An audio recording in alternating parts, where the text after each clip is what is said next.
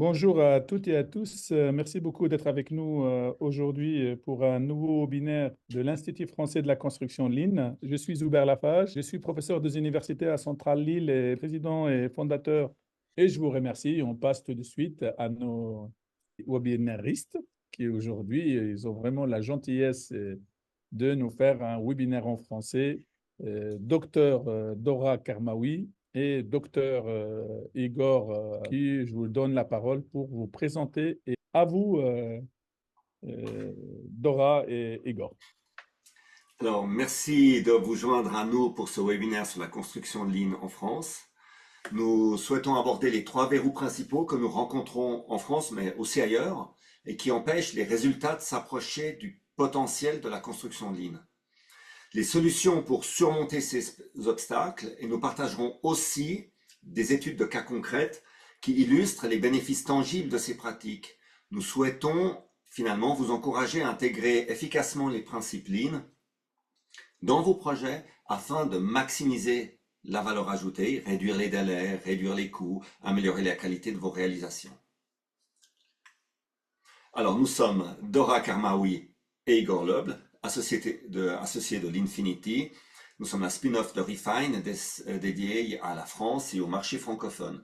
Donc, notre vocation, c'est d'apporter l'excellence opérationnelle de nouvelle génération au secteur de la construction. Et notre objectif est de transformer les projets de construction grâce à la dynamique sociale, l'intelligence collective et les méthodes les plus performantes. Merci Igor, merci professeur et bonjour à tous.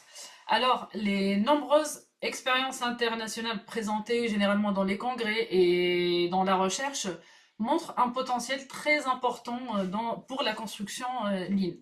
Une réduction des délais entre 40 et 70%, une réduction des coûts entre 10 et qui peut aller jusqu'à 30%, et des projets qui se terminent généralement sans défaut, au grand plaisir de tous les participants. Cependant, ce potentiel, malheureusement, n'est pas toujours pleinement réalisé sur le marché français, sur les projets français. Et pourtant, nous avons de plus en plus d'entreprises françaises qui pratiquent des méthodes Lean, mais elles n'atteignent pas encore son plein potentiel.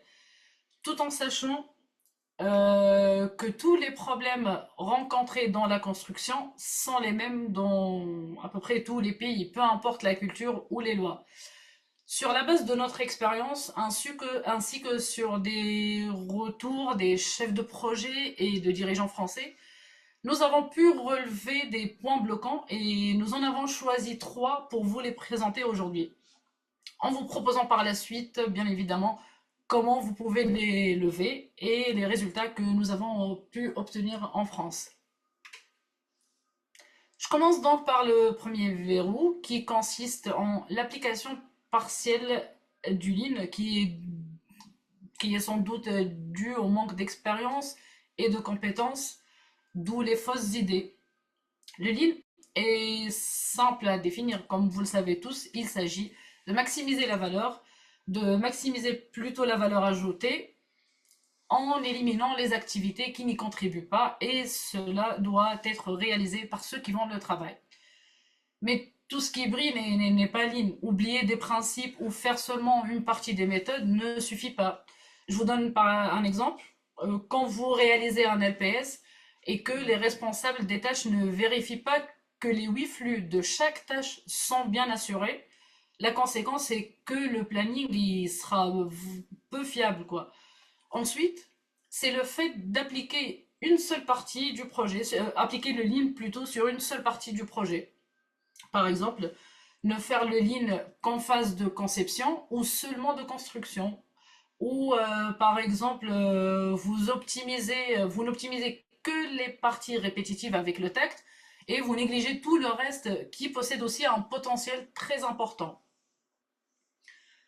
Passons maintenant au deuxième verrou, qui est l'aspect humain, bien évidemment, avec notamment la sous-estimation de l'effort nécessaire pour adopter le Lean, ainsi que le manque aussi de persévérance face aux défis. Nous savons bien que le Lean, est plus qu'une pratique, plus qu'un ensemble de pratiques. c'est une culture et une philosophie de travail. Et forcément, changer une culture ne se fait pas du jour au lendemain. Cela nécessite un effort, un engagement continu, mais ça en vaut la peine, franchement, sur tous les plans. Autre chose, les projets sont souvent gérés comme des processus purement techniques, basés sur des hypothèses fixes, indépendantes des circonstances, comme des fabrications de voitures. Or, les projets de construction sont des processus technico-sociaux avec des problèmes sociaux qui ne peuvent pas être résolus par par des solutions techniques. Il faut obligatoirement travailler sur la dynamique sociale et la synergie entre toutes les parties prenantes. Enfin, le troisième verrou, c'est la divergence des intérêts et des indicateurs inadéquats. Dans un projet, les intérêts des participants peuvent être divergents et risquent d'entraver la collaboration et l'efficacité globale du projet. Par exemple, on a un entrepreneur spécialisé qui veut optimiser l'utilisation de son personnel sur plusieurs projets, tandis que l'entrepreneur général il vise à une livraison optimisée. De l'autre côté, on a l'électricien qui laisse des bobines de câbles un peu partout, le plaquiste, le fameux plaquiste qui livre des tonnes de matériaux en une fois, bloquant les mêmes passages. Chacun travaille à peu près selon ses propres priorités, créant des conflits sur l'ordre des tâches et l'accès aux espaces de travail. En résumé, sans une vision partagée et des intérêts alignés, chaque participant œuvre individuellement, ce qui peut compromettre la collaboration et diminue l'efficacité globale du projet. Pour débloquer ces verrous, voici les solutions que nous préconisons. Premièrement, commencez par adopter le Lean de manière intégrale en appliquant tous les principes Lean dans toutes les phases du projet complet pour maximiser les résultats. Deuxièmement, il faut prévoir les efforts nécessaires en planifiant et en mobilisant les ressources nécessaires pour garantir que le travail soit effectué correctement. Troisièmement, les conditions de satisfaction. Il faut établir des conditions de satisfaction en définissant des critères de performance précis afin d'assurer une collaboration efficace et alignée entre toutes les parties prenantes. En mettant en œuvre ces solutions, nous garantissons une collaboration renforcée, une efficacité optimisée et la réussite de vos projets. Depuis plus de 10 ans, nous voyons de plus en plus d'auteurs, d'organisations et d'experts qui soulignent la différence entre le vrai Lean et le faux Lean, sans présenter forcément les différences ni l'état des débats. La différence principale, elle réside dans le fait que le Lean permet l'atteinte de véritables résultats. En résumé, si on met de côté l'esprit Lean, un de ses principes ou un de ses piliers, on appelle ça du pseudo-Lean. En tout cas, une vision partielle ou déformée ne conduit pas forcément à des résultats conséquents, ce qui est tout à fait normal. Par exemple, si ce ne sont pas les chefs d'équipe, les responsables opérationnels des métiers, des entreprises engagées dans le projet qui analysent, planifient et organisent l'ensemble du projet, nous aurons bien un planning, un projet et des résultats, mais pas au niveau voulu. Je vous donne l'exemple du Last Planner System, qui est un système de gestion de production de projets. À l'image, c'est des parachutistes qui sautent à une altitude de 10 000 mètres et qui doivent arriver sur un disque d'à peu près 30 cm de diamètre. Un projet est fait d'objectifs, de jalons, de moyens, d'imprévus et de beaucoup de variances. Pour mettre en place un LPS, il faut impérativement débuter par l'établissement d'une compréhension commune de toutes les parties impliquées. Cette compréhension commune ne se résume pas à une simple documentation, mais résulte d'un dialogue continu basé sur la confiance et la transparence. Il est également crucial de s'assurer des conditions de satisfaction de toutes les parties prenantes. Ensuite, il faut planifier de manière collaborative en respectant le principe du flux tiré, en fixant des jalons à court terme et en décomposant progressivement les tâches pour une gestion plus précise. Finalement, il faut poursuivre avec des revues d'avancement hebdomadaires axées sur les progrès, l'optimisation, la résolution de problèmes et la gestion des risques pour éviter des impacts indésirables, les imprévus et surtout les actions pompiers. Dernier point, et pas des moindres, avant de s'engager sur chaque action du planning, les équipes doivent vérifier les 8 flux ou les conditions de faisabilité. En manquer un, c'est prendre un risque caché sur la performance. Quant à l'effort fournir, c'est le point le moins bien documenté et maîtrisé, je dirais. Les fournisseurs d'outils, formateurs et consultants coach savent généralement évaluer leurs efforts dans un projet. C'est nettement moins le cas pour les parties prenantes du projet, que ce soit le maître d'ouvrage, le maître d'œuvre ou l'entrepreneur général, ou toutes les autres entreprises. Même avec une certaine expérience, cela reste un défi. Alors, quel est le prix de tout ça? C'est un effort, je dirais, c'est un effort pour tous, du temps pour tous, et c'est surtout de la bonne volonté. À noter que ce temps n'est pas forcément un ajout supplémentaire au projet. En réalité, ce temps sera largement récupéré grâce à l'économie des séances improductives, à la réduction des crises permanentes, à l'élimination de centaines de mails, d'appels téléphoniques inutiles. Et il est également nécessaire de supprimer les anciennes pratiques qui se retrouvent en redondance et conflits avec les nouvelles. Je pense que c'est parfois le point le plus difficile à expliquer aux responsables. Enfin, pour réussir à évaluer cet effort investi, il faut anticiper, ce qui relève beaucoup d'expérience et de l'imagination. Ensuite, il est important de prévoir le temps nécessaire pour mobiliser les membres des équipes que leur hiérarchie. Surtout si celle-ci n'est pas forcément familière avec les méthodes Lean. Il faut aussi préparer les équipes à travailler. Cela consiste par des formations expérientielles. La théorie, elle est forcément simple, mais elle n'est pas suffisante. Le Lean, c'est avant tout de la pratique. Enfin, il faut coacher les équipes au sens du coach sportif, c'est-à-dire les rendre plus motivées, plus compétentes, mieux coordonnées et surtout plus collaboratives. Bien sûr, chaque participant n'est pas forcément toujours disposé à collaborer. Il faut être prêt à soutenir personnellement une personne ou l'autre. En général, on va dire, il n'est pas faux de compter avec un participant sur 10 qui a besoin d'une aide personnalisée. Et de toute manière, si on veut progresser, on doit impérativement mesurer. Car ce qui ne se mesure pas ne se juge pas et ne peut pas être amélioré. Pour mesurer, il faut des indicateurs qui sont déduits des objectifs du projet. Pardon. Enfin, pour que les objectifs soient réellement poursuivis pour tous, il faut qu'ils soient communs et communément acceptés et attractifs pour tout le monde. Nous pouvons établir de tels objectifs au moyen de conditions générales. En construction Lean, les conditions de satisfaction désignent bien sûr l'ensemble des attentes du client, mais pas que, c'est aussi les attentes et les motivations de toutes les parties prenantes du projet.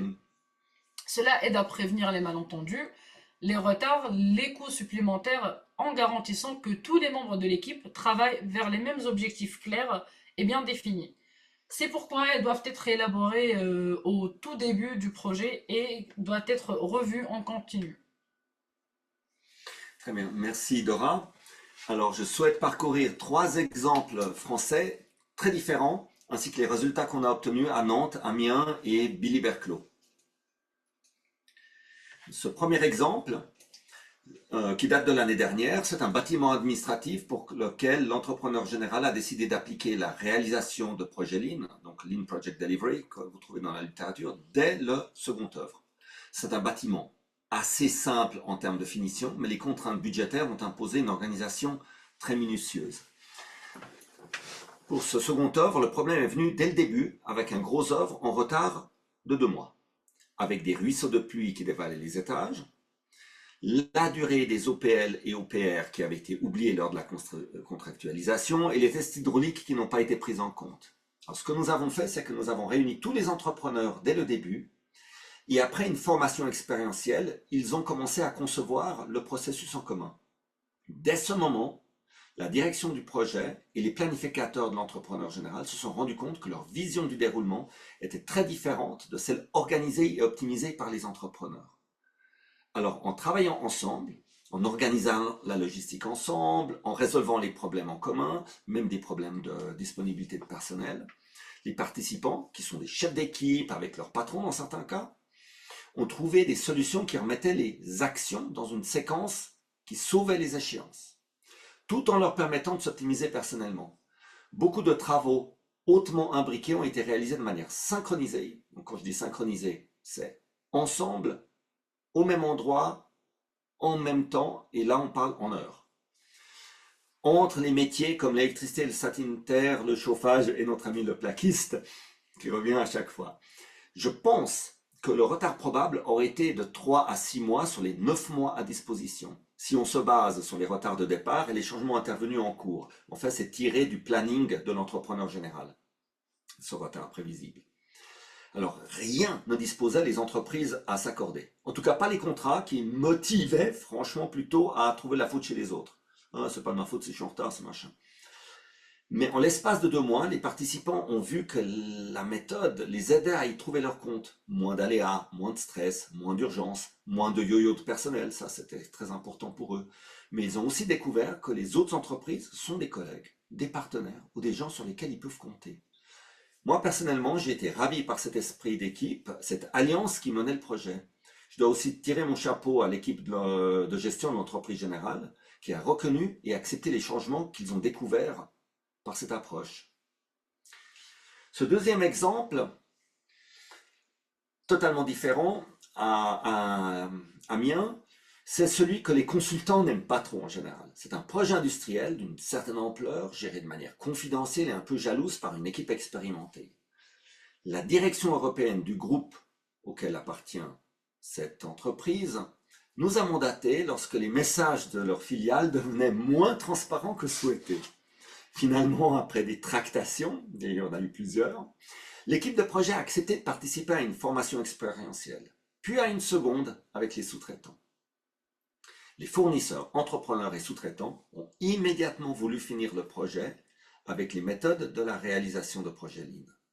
Ils voyaient bien qu'ils ramaient vers des retards et que tout le monde devenait de plus en plus réactif. C'est un des projets, pour moi, les plus bluffants que j'ai pu voir au cours de ces 10 dernières années. Non seulement tout ce qui restait à faire a été organisé collaborativement, en faisant table rase du passé, mais en plus, ils ont trouvé des solutions à leurs problèmes. Je vous donne un exemple. À un moment, il y a une machine qui devait être installée, mais elle venait d'Italie en plein blocage douanier dû à la Covid. Alors, un des entrepreneurs, qui n'était absolument pas concerné, a suggéré de vérifier si le fournisseur pouvait utiliser un transporteur qui laisserait le camion quasiment abandonné dans la zone franche douanière et qu'un autre chauffeur de cette même entreprise de transport, mais qui lui viendrait de la France, récupérait ce camion. Et dans cette période floue, la solution a marché. Bien sûr, il y a comme toujours les questions de coactivité, elles ont été réglées directement entre les personnes concernées. Et en plus, même la phase d'essai pour la mise en service a été intégrée dans le planning avec l'exploitant plutôt que de le mettre derrière, après, dans une phase de réception étalée.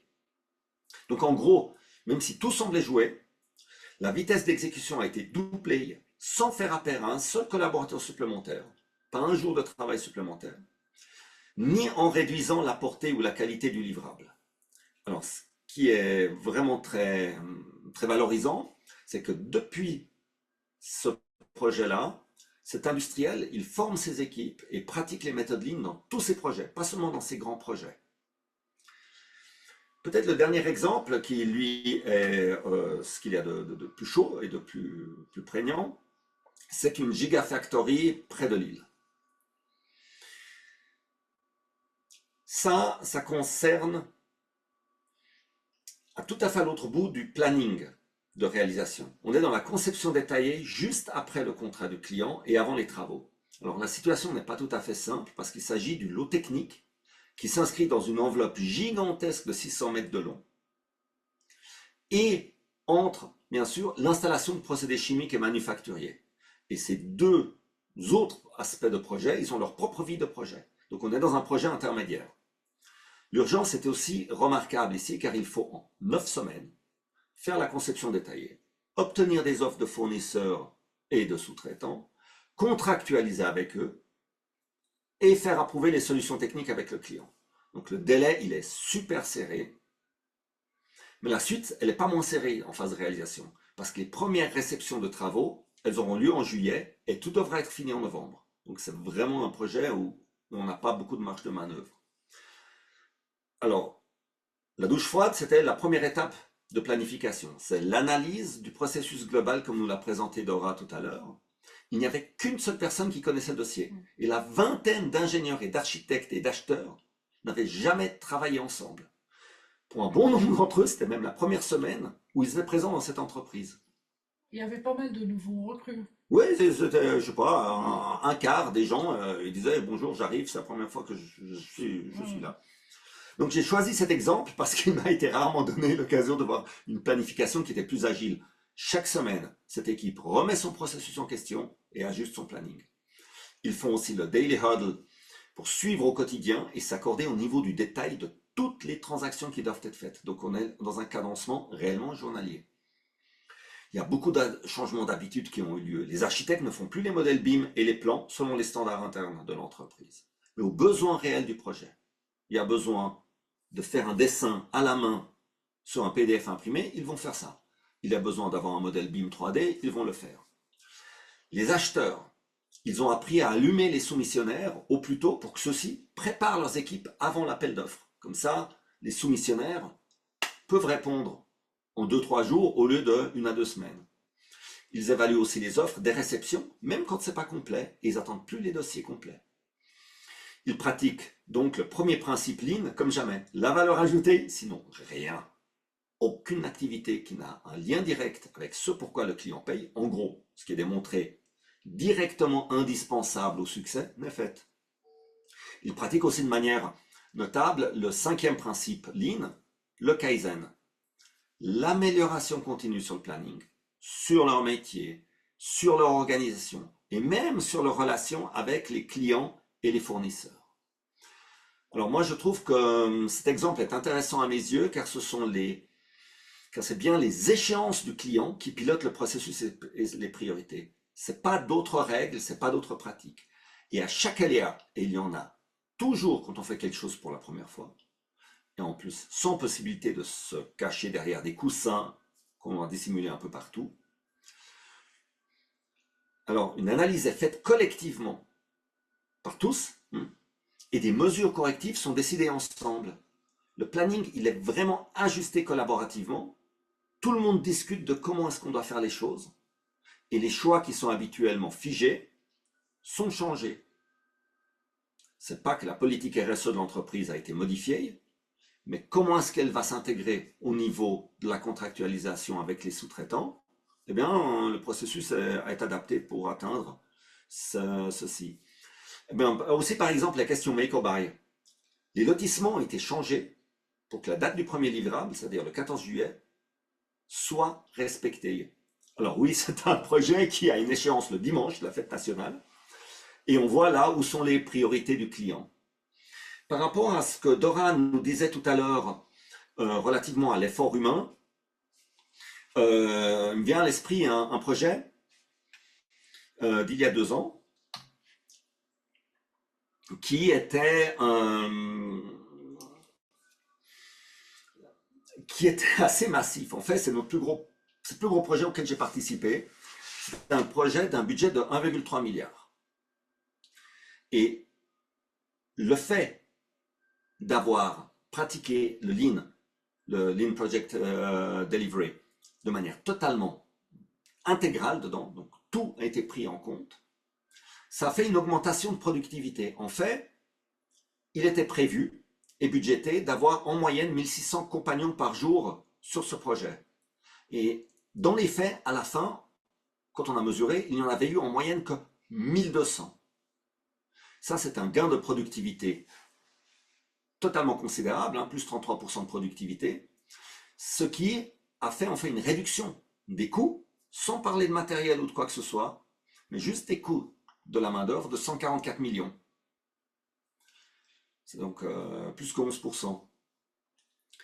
Par contre, il faut tenir compte qu'il a quand même fallu à toutes les équipes de la maîtrise d'ouvrage, de la maîtrise d'œuvre, de toutes les entreprises qui étaient présentes, environ 6000 journées hommes de séance ligne pour y parvenir. Voilà, c'est juste cet effort. Donc, si on veut résumer un peu ce qu'on avait envie de vous dire aujourd'hui, c'est que le Lean, c'est réellement ultra productif en construction. On a des véritables résultats tangibles en France comme ailleurs. Si on pratique le Lean complètement, donc intégralement, et on y consacre le temps nécessaire, on s'assure de conditions de satisfaction communes et on les transforme en indicateurs qu'on va suivre, alors on peut effectivement les réduire les délais par deux, réduire la charge de travail d'un tiers et de livrer des résultats sans réserve. De toute façon, c'est toujours pareil. Dès qu'on ne se donne pas le minimum de moyens nécessaires, les résultats, ils sont jamais au rendez-vous. Donc, mais par contre, on peut commencer modestement, mais il ne faut pas faire la moitié des choses. Je pense qu'une fois juste vaut mieux que 100 fois à moitié. Ouais. Tout à fait. Ce n'est pas compliqué, mais aussi, c'est pas du tout facile. Alors, pour nous, nous espérons que notre expérience, elle vous a inspiré. Vous avez nos coordonnées sur les 2 codes QR ici présents. Vous les retrouvez aussi dans la vidéo. Et le professeur Lafage pourra aussi les partager le cas échéant avec tous les participants. Et c'est avec plaisir que nous partagerons sur ce sujet. Oui, tout à fait. Merci beaucoup. Merci pour votre attention. Micro.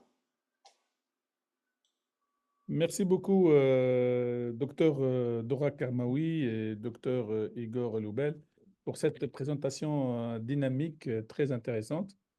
Maintenant, on va passer au partage, à l'échange. Si vous souhaitez, cher public, vous pouvez écrire votre question dans la partie discutée au niveau du Zoom. Et si vous voulez parler oralement, il suffit de lever la main et je vous donnerai la parole pour que ce soit vraiment correct et intéressant. À vous la parole. Qui veut démarrer en premier, poser une question, échanger?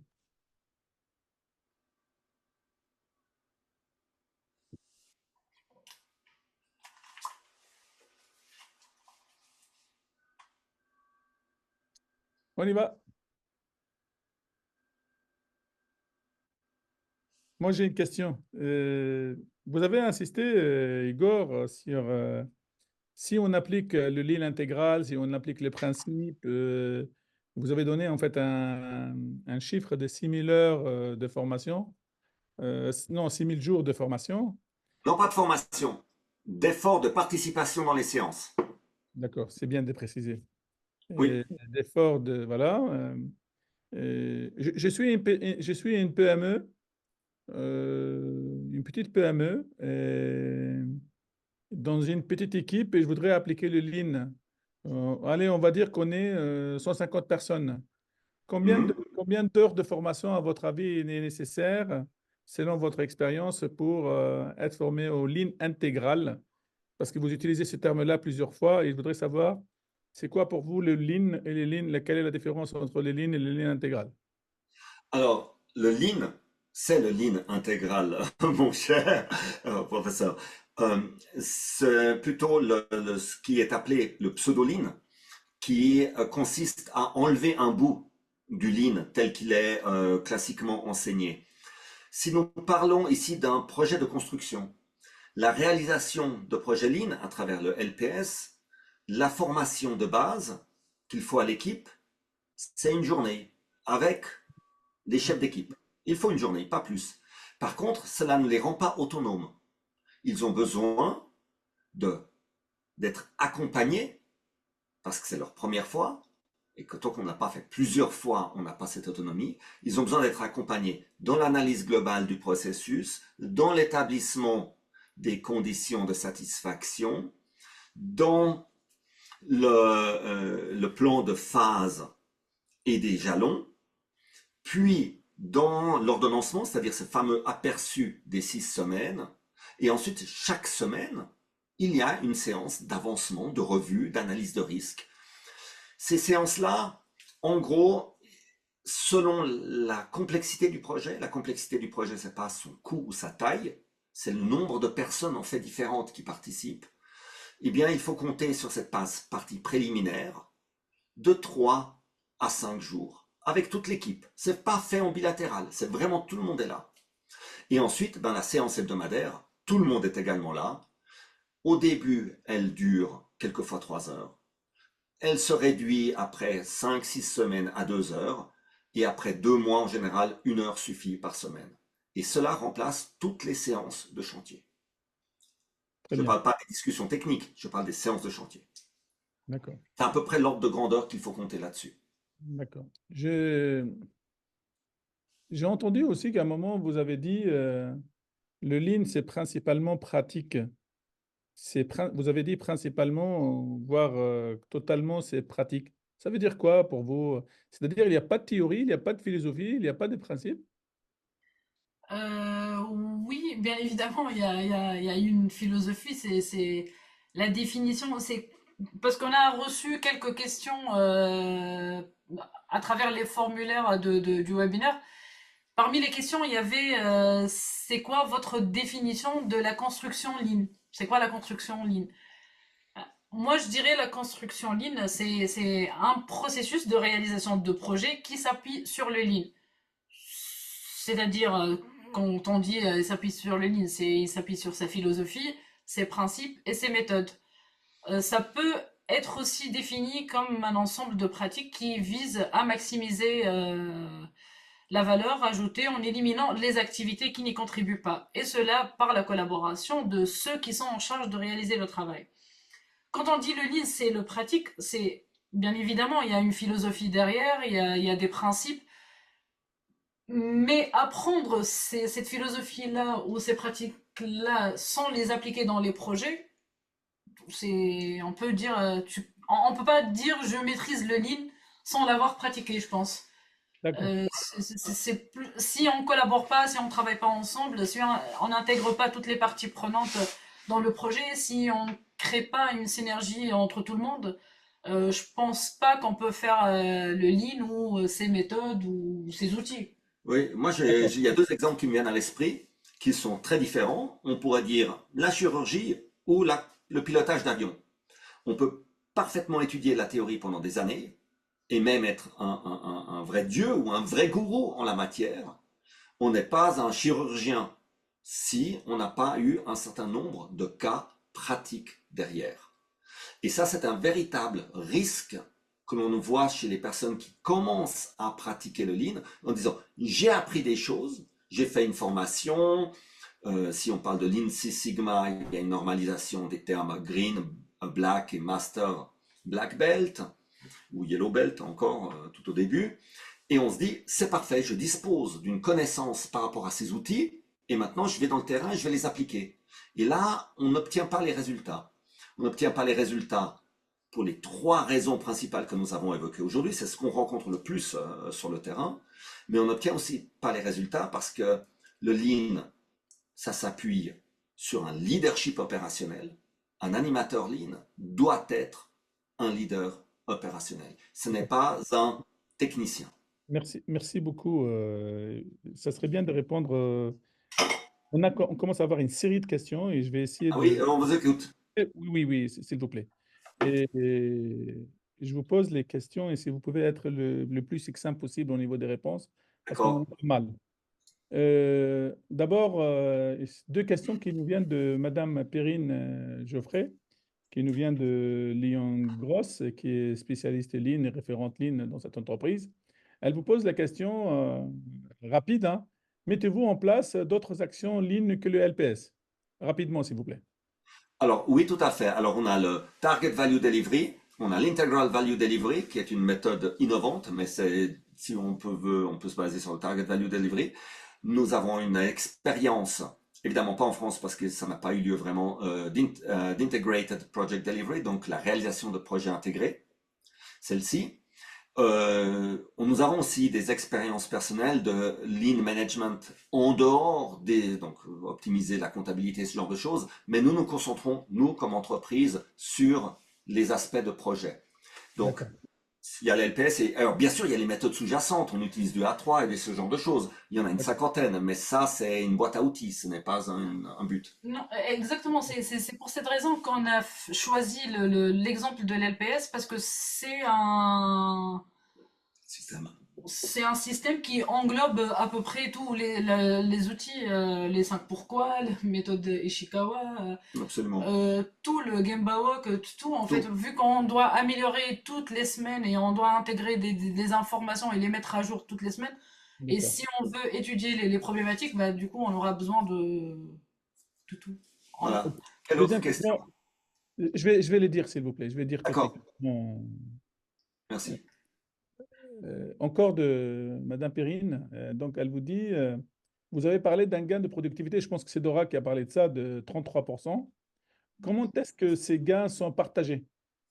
Car Ah, c'est car c'est bien celui qui fait, souvent un sous-traitant qui gagne en direct, mais son devis initial n'intègre pas toujours ce gain.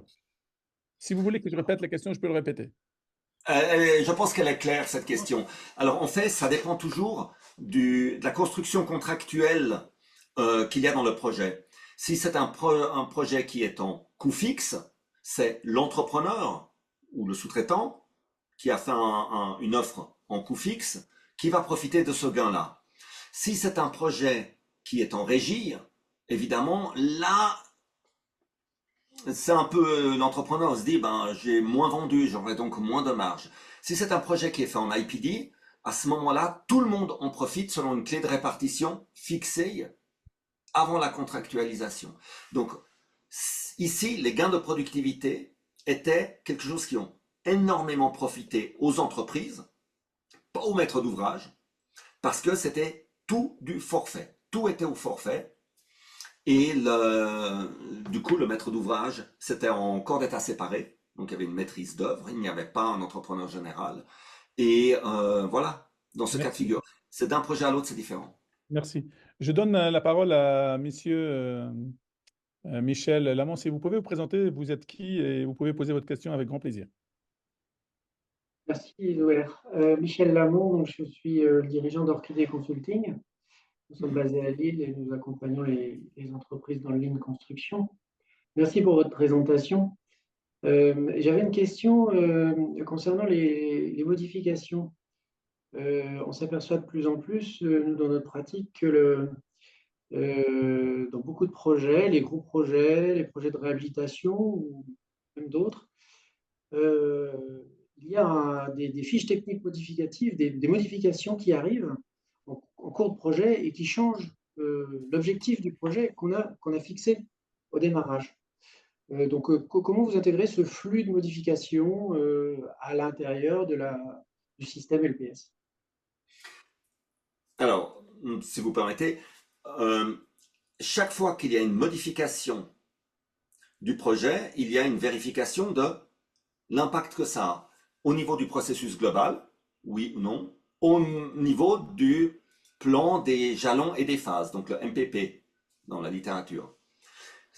Quand ça a un impact là-dessus, on le refait. Chaque fois qu'il y a quelque chose qui peut impacter l'étage à plus long terme de notre planning, donc ce planning qui est très figé sur une semaine, qui est détaillé sur 6 semaines, qui est, pour ceux qui ne le pratiquent pas, qui est entre 3 et 6 mois, un planning de faisabilité, et qui n'est que des jalons pour le reste du projet, avec des séquences de métiers, eh bien, si ça a un impact là-dessus, on refait le travail ensemble. On le refait ensemble. C'est tous le refont parce que ça arrive. Et ce que l'on fait, c'est qu'également on mesure quel est l'impact a priori et ensuite on mesure quel est le réalisé. Donc on voit l'augmentation de performance par rapport à la perturbation ou la non-augmentation de performance, qui, soyons réalistes, tout n'est pas parfait. Est-ce que j'ai répondu à votre question? Merci Igor, c'est un point de vue intéressant. Merci. Merci. Merci beaucoup. Je passe à une autre question. Elle nous vient de Madame Caroline Baudalier de Gofort 2. Comment peut-on mettre en place, imposer, impulser lorsque l'on est dans la MOA? Ça a été une grande discussion. Oui, mais je peux la résumer en un seul mot. Je pense qu'il faut avoir du leadership parce que en assistant à des séances, je pense que c'est la partie la plus délicate. On n'a pas forcément toujours des gens motivés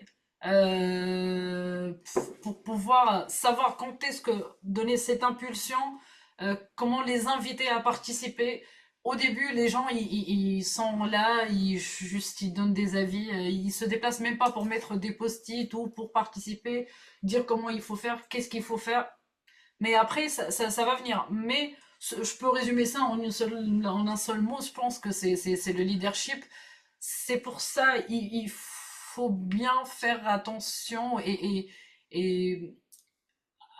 passer du temps sur le choix de la personne en fait qui peut animer ce genre d'atelier ou de séance.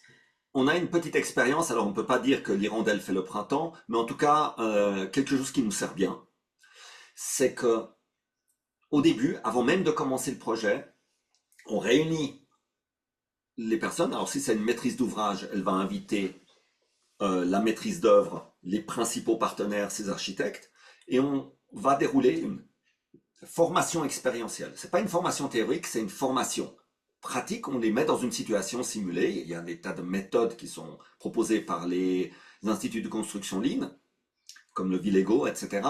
On les laisse gérer un projet. Ils arrivent au résultat. Ensemble, on analyse pourquoi on est arrivé à ces résultats-là.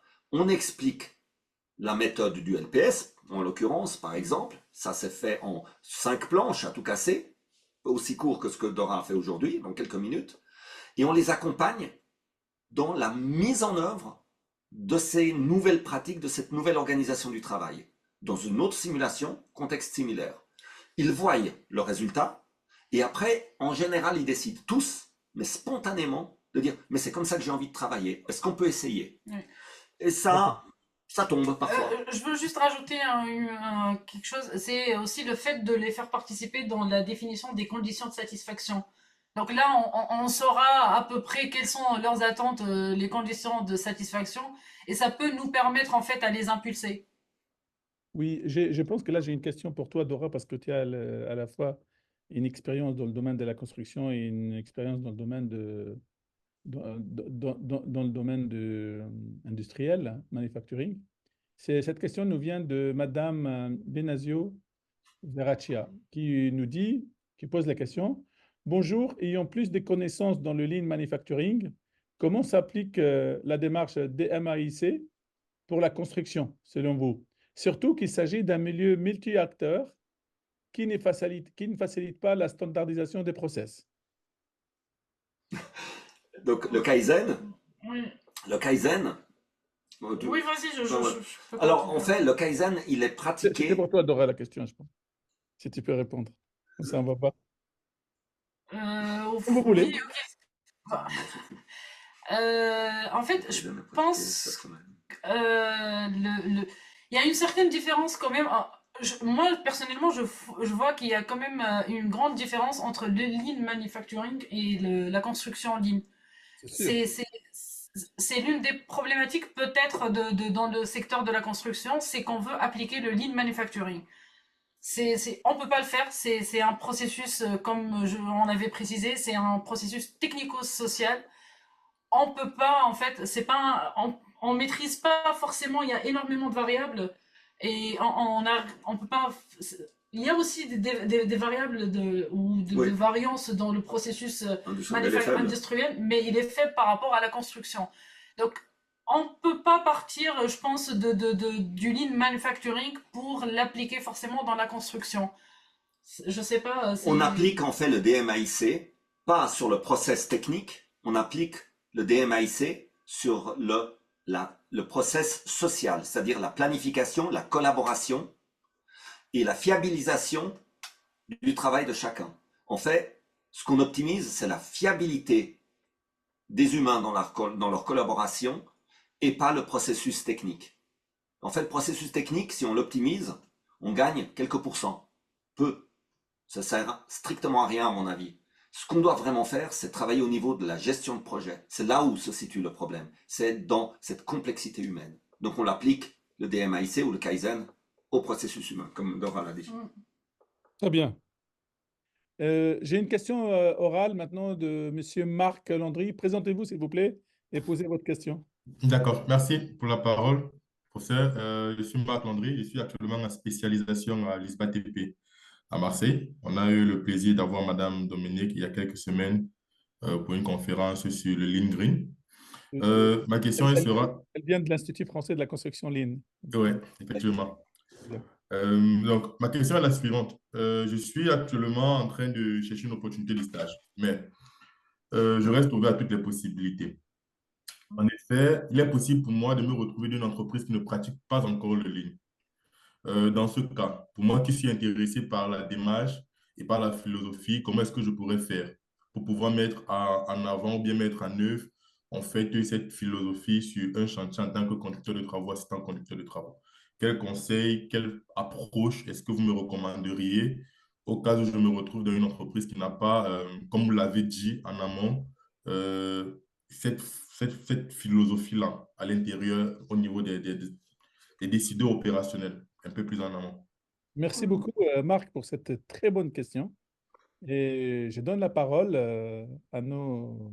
Oui, mais après, on peut ne pas être, ne D'accord. pas le même avoir le même avis. Oui, bien sûr. Moi, c'est- personnellement, je pense, l'une des principales problématiques peut-être aujourd'hui du secteur, c'est les fausses idées du Lean. Donc, si, je sais pas si vous voulez faire le choix de vouloir appliquer le Lean, je pense pas que ça sera la meilleure, le meilleur premier pas à faire, je pense, dans le monde du Lean. Ça serait peut-être plus intéressant d'aller dans une entreprise ou participer dans un projet qui fait le Lean, euh, voilà, pour acquérir de l'expérience, pour vivre de l'expérience, voir qu'est-ce qui bloque et essayer d'apporter votre propre analyse et essayer d'apporter, de donner un plus à cette expérience-là et qui peut être enrichissante pour vous dans les deux sens. Après, vous pouvez en fait attaquer un projet où il n'y a pas de ligne et vous essayez de le mettre en place. Moi, j'aurais pu le faire moi-même, me lancer comme ça. Mais je dirais aujourd'hui dans le Lean, c'est un peu critique. Je préfère participer dans un projet Lean, voir qu'est-ce qui va, qu'est-ce qui ne va pas, qu'est-ce qui bloque, qu'est-ce qui est facile à mettre en place, quels sont les points qui nécessitent plus d'efforts. Et après, je me dirigerai vers un projet où il n'y a pas de Lean. Je dirais que dans le Lean, une des choses extrêmement importantes dans le Lean qui est appliqué au monde social, donc en particulier dans la construction, c'est le respect pour les gens. Et quand on veut s'engager vers un changement, vers des résultats, il est nécessaire d'avoir des ancrages, des référentiels. C'est un apprentissage. Se lancer, toute une équipe, on dit, je ne sais rien, mais on va commencer à faire du Lean, on aura des cycles de non-succès. Il faut vraiment que dans ce cas-là, que les participants qui sont face à nous soient disposés à faire cet apprentissage assez long. Ça prend des années. Et si c'est un client, alors là, ça peut confiner un petit peu à l'escroquerie que de se lancer face à un client et de lui dire « j'ai jamais fait, mais je connais la théorie, je te montre ». Je ne conseille pas, personnellement. Merci beaucoup. Il nous reste 5 minutes. Je vais essayer de répondre à quelques questions. Mais pour vous, Marc, Oui. il faudra lire d'abord les livres, les articles, échanger avec les personnes face-to-face en échangeant avec eux, faire beaucoup d'exercices, faire des bénévolats également, apprendre sur le terrain, apprendre à apprendre et avoir des méthodes en fait pour apprendre des choses et à monter en compétences. Parce qu'il y a Oui. 3 choses de Marc qui sont importantes. Il y a les connaissances, tout le monde a des connaissances. Il y a le savoir Le savoir, c'est quand on s'est mis d'accord, c'est une connaissance. Et il y a les compétences. Et les compétences, ça se mesure également. On peut le voir. Donc, il y a deux choses. En fait, c'est un cercle vertueux de théorie et de pratique qui augmente tout le temps et que vous pouvez en fait échanger, varier, affronter, débattre, dialoguer pour vraiment avoir ces connaissances. Et le, et ces webinaires, ils sont là en fait pour échanger et dialoguer. C'est pas une messe en fait, c'est pas une Mm. conférence. Et c'est ça qui est intéressant en fait. Mm. Et donc, Oui. et parfois, je veux dire parfois même, je pense vraiment, pour moi, 60% d'une conférence ou bien de quelqu'un qui donne quelque chose, qui présente quelque chose, 60%, c'est vraiment l'échange qui se fait derrière en fait. C'est ça qui est enrichissant. On continue pour les questions. Il y a une question de Monsieur Patrick Kinkani qui dit quelles sont les connaissances, voilà, on parle des connaissances et non des compétences, que peut avoir un logisticien pour mieux intégrer le lean intégral ou est-ce qu'il y a un domaine précis dans ce sens? Patrick Félicien Kinkani qui vous pose cette question. Je pense que cette question, elle est liée sur la partie lean et la partie logistique en même temps, en fait. Tu veux répondre? Non, Ok. vas-y.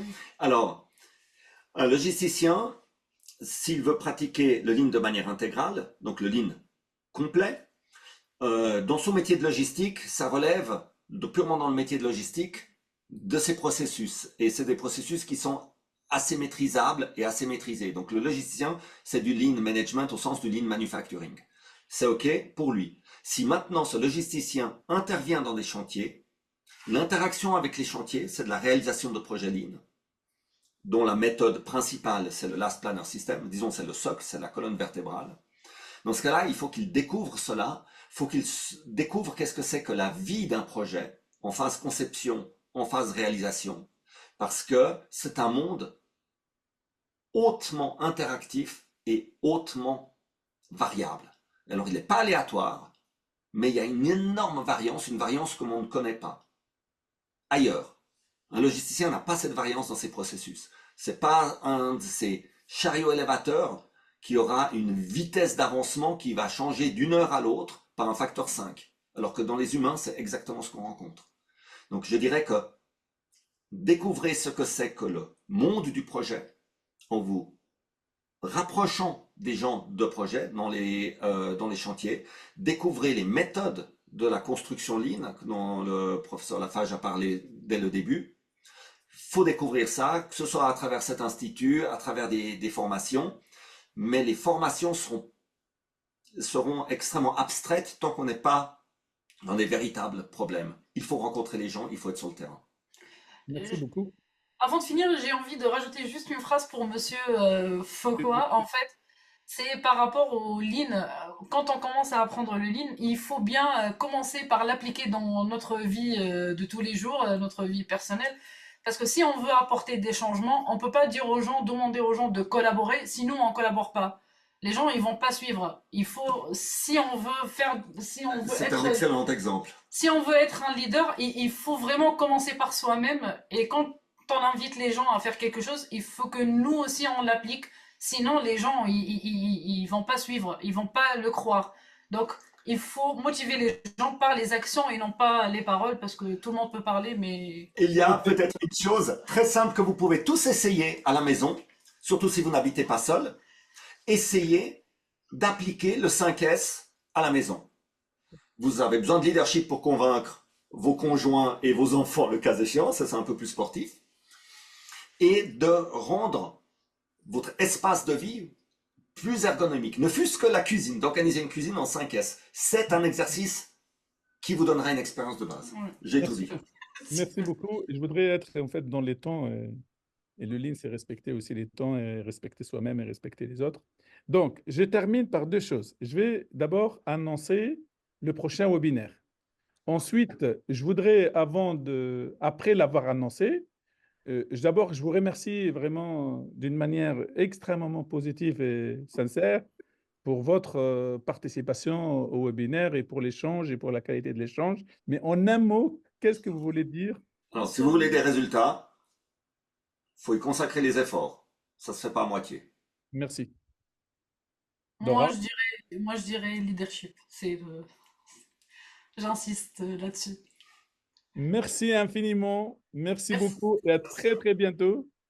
Et on termine en beauté ce webinaire. Et merci encore et à très bientôt pour notre prochain webinaire. Et Merci. abonnez-vous à l'IFCL si vous voulez, avec grand plaisir.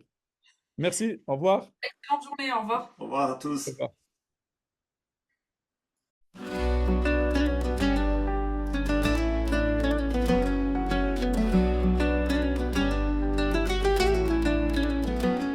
Construire en harmonie, optimiser sans compromis.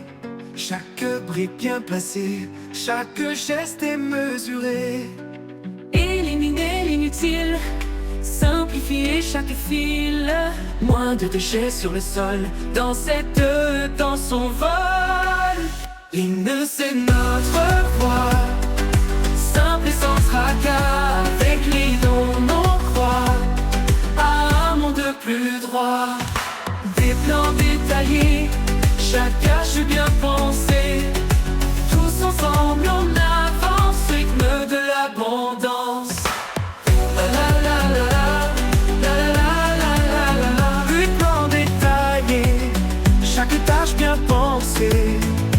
Tous ensemble on avance, rythme de l'abondance.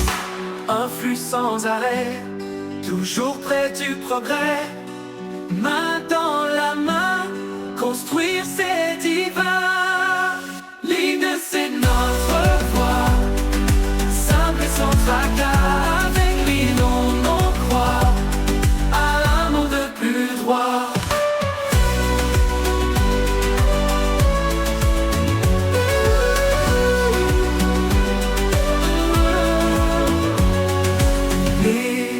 Éliminer l'idylle, simplifier chaque fil. Moins de déchets sur le sol, dans cette danse on vole. L'hymne c'est notre voix, simple et sans tracas. Avec l'hymne on croit à un monde plus droit.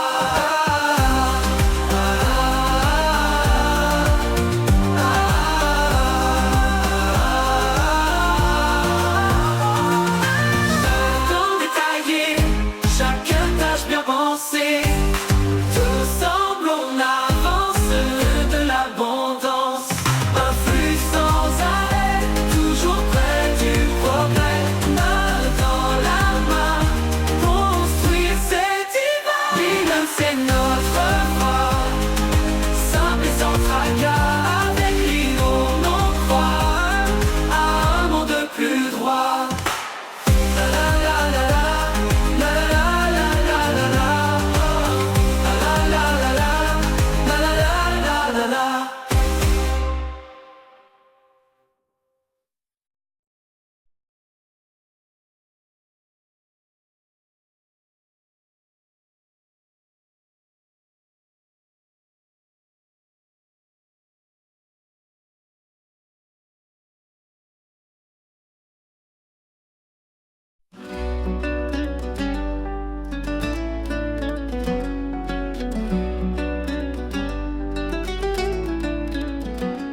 Construire en harmonie, optimiser sans compromis.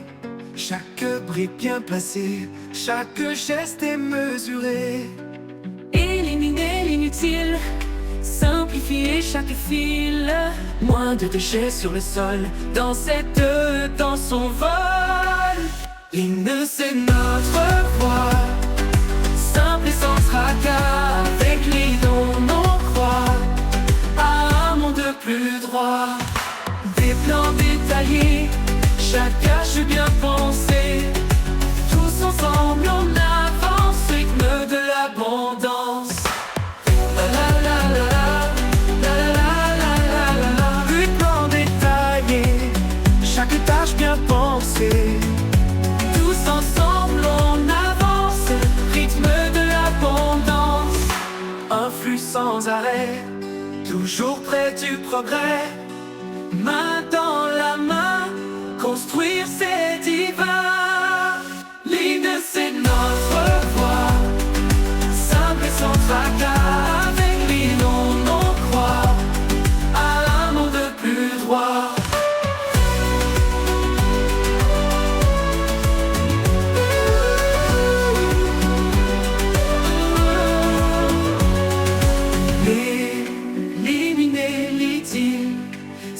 purifier chaque fille. Moins de déchets sur le sol. Dans cette danse on vole. C'est notre